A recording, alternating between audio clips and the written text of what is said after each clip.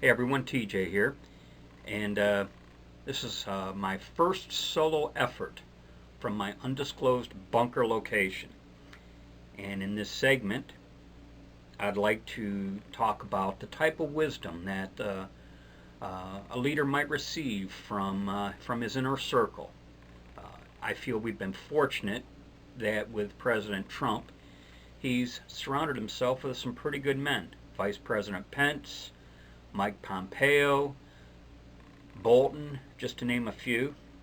But that's not always the case, say, with other forms of government, especially dictatorships. With dictatorships, the dictator tends to surround himself with the guys that we would maybe call yes men. And these yes men would tell the dictator what he wants to hear for fear of being executed. And this was kind of the same thing back in the medieval times. You had the king or the monarch, and he had his advisors, and a lot of times his advisors were the same type of yes men. They would tell the king what he wanted to hear because they didn't want to get executed.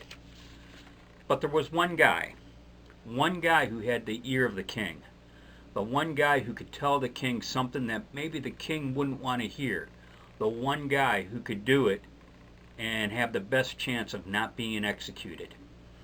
That individual was the court jester. So at this time, I'd like to recite my rendition of The Fool's Prayer by Edward R. Sill.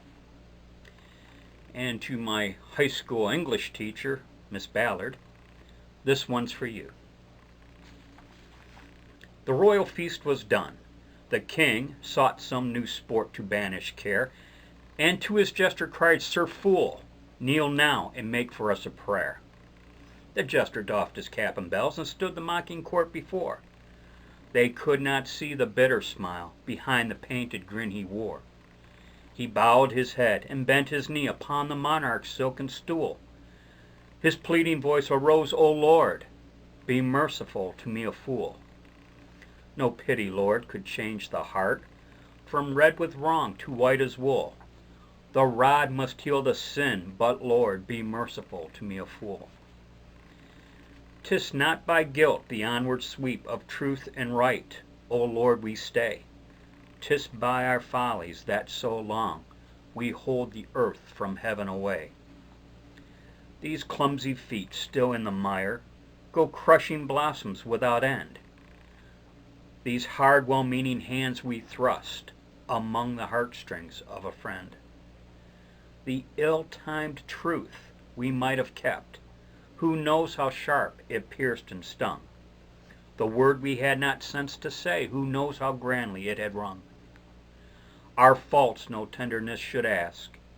The chastening stripes must cleanse them all, but for our blunders, oh, in shame, before the eyes of heaven we fall. Earth bears no balm for our mistakes. Men crown the knave and scourge the tool that did his will. But thou, O Lord, be merciful to me a fool. The room was hushed. In silence rose the king and sought his gardens cool, and walked apart and murmured low, "Be merciful to me a fool." Words of wisdom from a fool to a monarch. Thanks for watching. As we say at the Michigan Conservative Roundtable, be safe, watch your six, and don't tread on me.